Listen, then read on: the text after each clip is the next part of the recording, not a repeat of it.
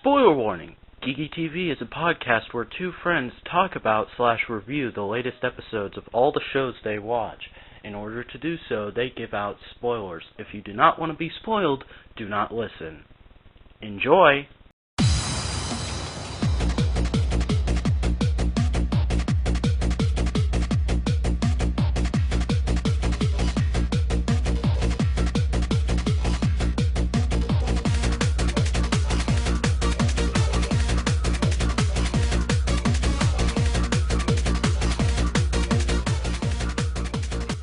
Hello and welcome to Geeky TV, brought to you by the Vacuum Network. I am, of course, one of your hosts, the Vacuuminator, and I'm, of course, joined by Cally Shoka. Hello! Hello! This has been a fun week. A lot of stuff happens on your end anyway. On one show. Yay, show! Yeah, not necessarily limited to TV. I've had quite the busy past couple weeks. Heck, I've had a busy month and year altogether, but that's besides the point. I got addicted to Minecraft this week. I still think we should do some, like, an online playthrough of a map together. That'd be fun. Minecraft! And I'm apparently the luckiest Minecraft player ever, because in 3 games I've come across 2 villages and 4 sets of ruins. 4 sets of ruins in 3 games, somehow. What do you mean by ruins? Dungeons, or like... They're just buildings that are just there, and they have chests on the bottom. One of them blew up in the middle of the night. Oh yeah, ruins. Like desert ruins and jungle ruins, I forget about those. I haven't seen one myself, actually. I've only seen them in videos so far, so I keep forgetting that they've actually been added to the game now. I only managed to get the chest in one of them. The first one, I fell down when I dug directly under me, which was a bad move. Fell down a hole, died, couldn't find the ruins again after I respawned. Second one, I don't even remember what happened. I think I died again that one. Have you seen any jungle ruins or just desert? No, all desert. All desert is the one I found. One of them, I found it kind of late in the Minecraft day, so I made a little house to kind of make the night through it. I didn't have enough to make a bed. And in the middle of the night, there's a big bang! And in the morning, the bottom of the ruins weren't there anymore. Leading theory is that a creeper stepped on the floor trap. Yeah, that's probably what happened. I was like, what happened, my chest? Yeah. TNT can be fun and devastating. That's why it's banned on most servers. I think we can stop whining about Minecraft now and start with the thing. Yes, we should. To the news! The news.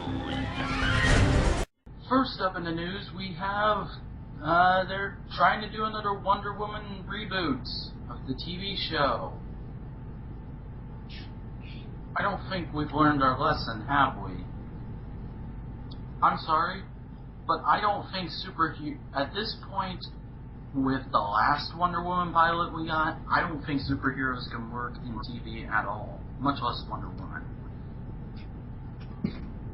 Superheroes can work in TV fine if you know what you're doing. Well, yeah, you see, the problem with that is the only people who seem to want to even try it are the CW, and they have pretty stupid people under their employ. Heroes worked fine for a season. Well, see, that's the thing. Heroes wasn't based on a comic book. It was its own thing. They could do it again the second time. And Smallville is running for how many seasons? Is that still going? No, it ended at season 10, but the thing with that was the only people who liked it were people who were teenagers when it was on and just kept watching. Actual comic fans hate that show. It's got some really stupid stuff in it. I don't know then. And It works sometimes. And don't get me wrong, people, I'm hopeful for Arrow, but I'm still kind of like, yeah, this could fall on its face so easily. But then the second news item we have, and last, is GoseiKnight is going to be called Robo Knight in Power Rangers MegaForce. This is the first MegaForce news we've gotten in a long time, and it's just a name, but I think this is really interesting because they are acknowledging the fact that in the Sentai, GoseiKnight was a robot. So this kind of has me wondering, are they going to keep that, or is he going to have a human form? Like, what's going on here? Maybe he's a cyborg or something. So far, no other details on the character have been given, just that his name was leaked out by a Ranger crew, which, I don't know, at this point, I'm happy to get any MegaForce news, because basically, Power Rangers news either comes out all in a huge lump, or not at all. So, but yeah, that's pretty much it, so let's move on to the reoccurring shows. Reoccurring shows. Transformers Prime. Transformers Prime Season 2, Episode 18, New Recruit. While Starscream embarks on a journey to find Red Energon, a new Autobot named Smokescreen becomes a member of Team Prime. How many kinds of Energon are there? I know, it's getting to be like Kryptonite from the Golden Age. It's getting very annoying, and I called it something else. Not Energon, and I call it Red No, Energon. this time he straight up called it Red Energon. Yeah. I call it something else, Prime Riders. We'll forgive you if you call it some other made-up poison. You know, We don't care. Cybertron wasn't like Krypton. It wasn't an organic planet. The whole planet was a giant machine. How does it have so many ores? Don't know. Smokescreen was kind of awesome. I hated him. I liked him. I thought he was stupid. He was kind of like TFA Bumblebee, but slightly more mature. Well, see, there's the thing. I don't like TFA Bumblebee. Oh, you suck. But, look. My biggest problem with him, and here's the thing. I could get over this characterization if this was the first time they introduced Bumblebee or Hot Rod or Hotshot, because that's pretty much what this character is. This is Hotshot with Smokescreen's name, and that's what irritates me. This character is nothing like Smokescreen, and I know what you guys are going to say. Well, you never say that about Wheeljack. That's because Wheeljack is a badass. The thing is, they actually did kind of get Smokescreen's base personality fairly. Think about what Smokescreen was in G1. He was a compulsive... I might be making things up here, but from what I understand, G1 Smokescreen was a compulsive liar, gambler, and cheat. So now we kind of have this younger rendition of him who's just kind of an asshole, a little bit. Which I think works, all things considered. Yeah, I don't know. I just... Like, to me, this is what this version of Bumblebee would be like if he was a little younger and he had his voice back. And I'm also bothered by the whole thing of we have to have exactly this amount of Autobots in the field. Like, we can't go half a season without the full team around. You know, we have... It just irritates me because I thought it brought a neat dynamic to the group with Bulkhead being injured and pretty much out of the battlefield, and like a couple episodes later, oh, here's Mr. New Guy who can take Bulkhead's place, which he actually kind of flipped his shit about. I found that funny. I also like what they did in this episode involving Bulkhead. Like, everyone is pretty much treating Bulkhead like trying to treat him like he's still a member of the team, but it's pretty obvious that they're all kind of considering him a bit useless and disabled now. And Bulkhead is getting really pissed off about it. And I like that he's getting really upset and offended by the fact that he thinks they're trying to replace him with Smokescreen. The episode pretty much ended with him just crawling off into the base going like, I'm just gonna go curl up and die now. He's pissed off, and he would have every right to be pissed off. I like the fact that it feels real. Like, the actions and reactions feel real and natural. Like, nothing feels forced or scripted in that regard.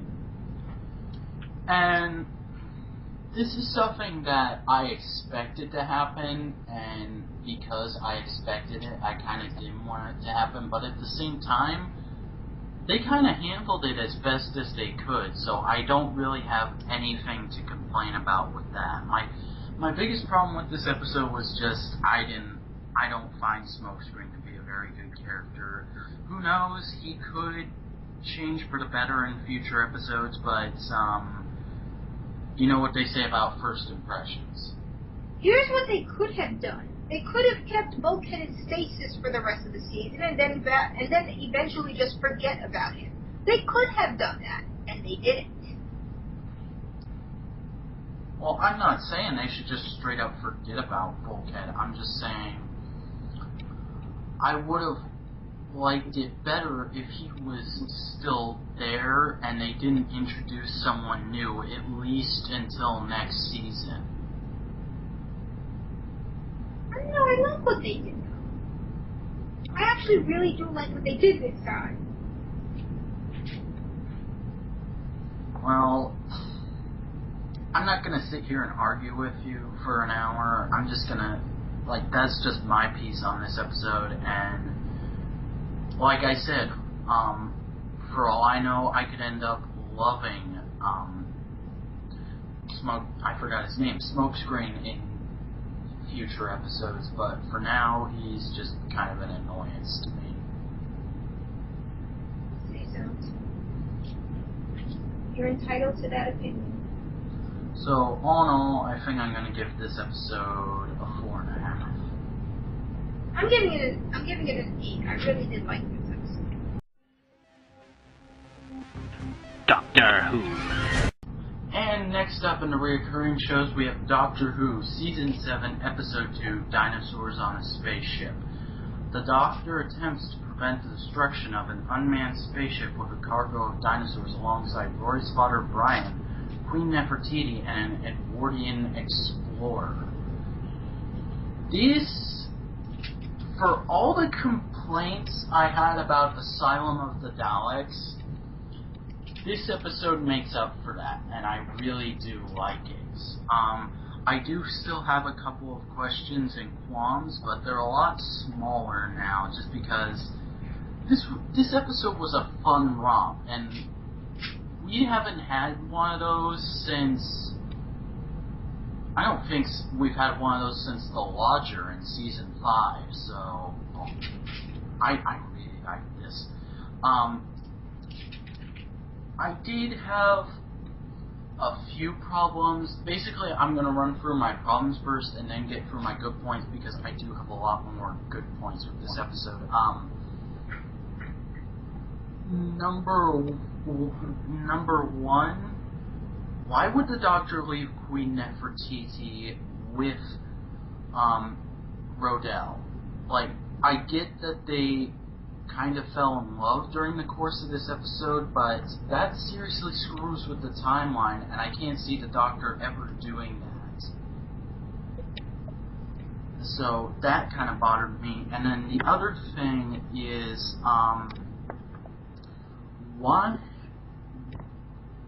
what is the deal with Amy and Rory now? Because I really do think the Doctor is, as Amy says in this episode, he's just weaning them off of the whole time travel thing, because at the end of every episode and at the beginning, he drops them off at their house, and then... Hey, Vac. Yeah? You dropped something, I heard a thud, and then you kind of faded out for a minute. Okay, I'll try that again. What is the deal with Amy and Rory now? Because in this season so far, at the beginning and at the end of every episode, he drops them off back at their house, and then in the next episode, he picks them back up.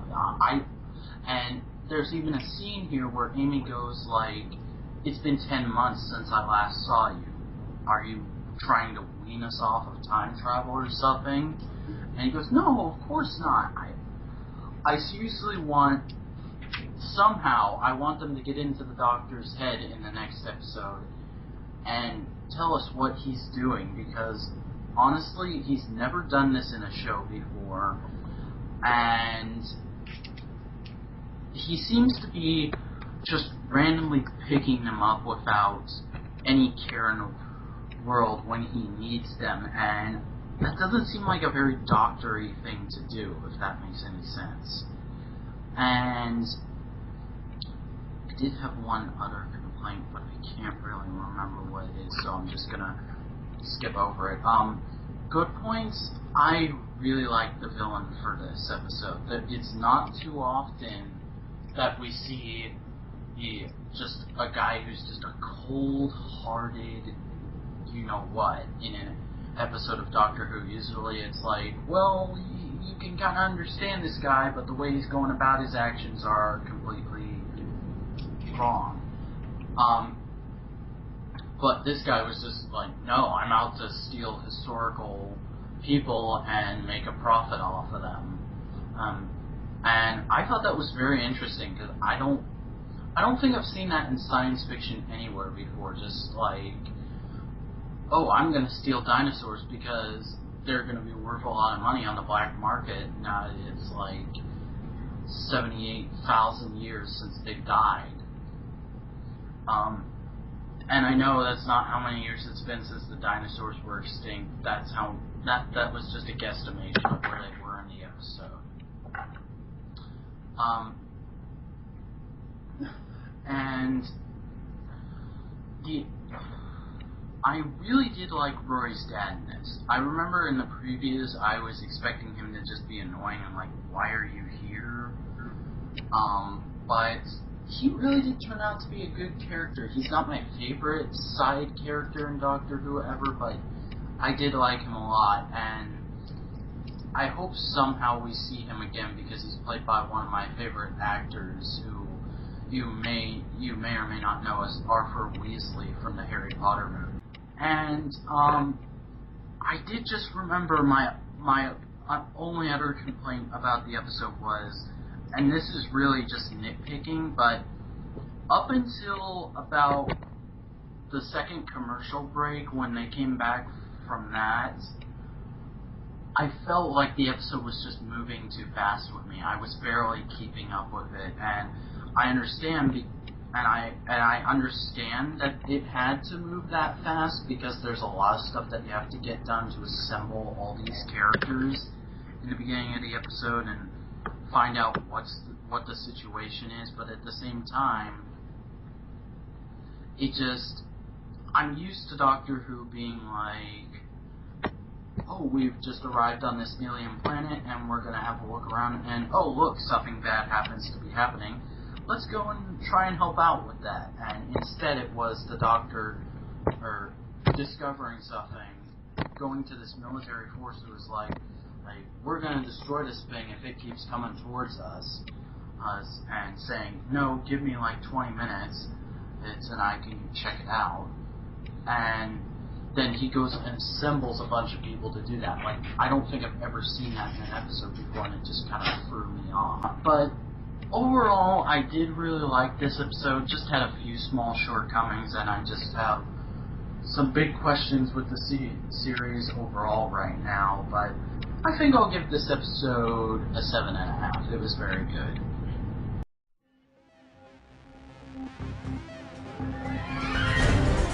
And we're back here on Geeky TV, and it's been an interesting week. I definitely wouldn't call it a bad one. It just certain things had their shortcomings, but hey, in my opinion, a week when we actually get some news on what's going on with the next season of Power Rangers is a good week. So, yay! You don't have anything you want to say? Not really. Okay. Well, in that case, I guess sorry. Thank you for listening to Geeky TV. There are several ways you can get in contact with us and leave feedback for the shows. You can check out our official site, thevacuumnetwork.tumblr.com. You can subscribe to us here on YouTube, youtube.com/user/thevacuumnetwork, and you can follow us on Twitter, at thevacuumnet. My Twitter is at Vacuuminator. Cally's Twitter is at Cally Kirishoka. And Cally, would you like to plug the Puggles? Not really. I sew things and they are puggles and people know of them, and that is the extent of what I wish to say. But yeah, that's going to do it for us this week here on Geeky TV. We will see you guys back here next week, and until then, shalom.